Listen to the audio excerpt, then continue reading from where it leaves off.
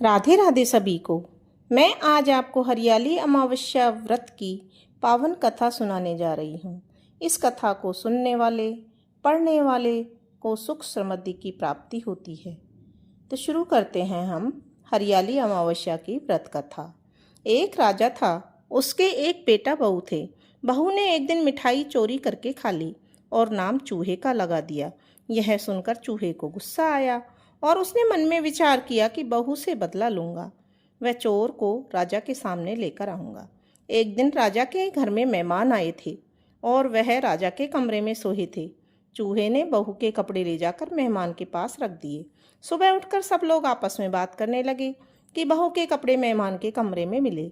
यह बात जब राजा ने सुनी तो उसने अपनी बहू को घर से निकाल दिया।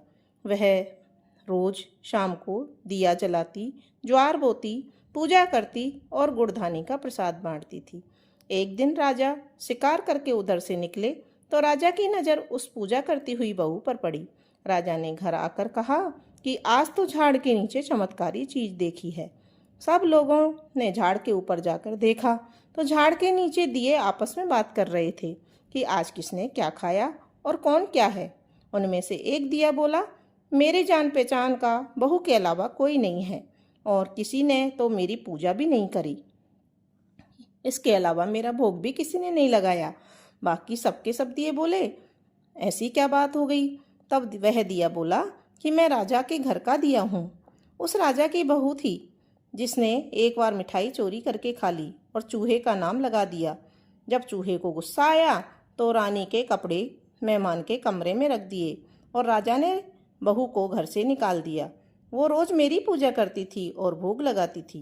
कहते कहते उसने रानी को आशीर्वाद दिया कि वह हमेशा सुखी रहे। दियों की सारी बात सुनकर झाड़ पर चढ़े लोग नीचे उतरकर घर आए और राजा से कहा कि बहू का कोई दोष नहीं था। राजा ने सारी बातें सुनकर बहू को घर पर बुलाया और सुख से रहने लगे। तो हे प्रभु, जैसे उस बहू की भूल माफ की वैसे सबकी भूल चूक माफ करना और जो भी इस कहानी को सुने या पढ़े उसको सुखी रखना।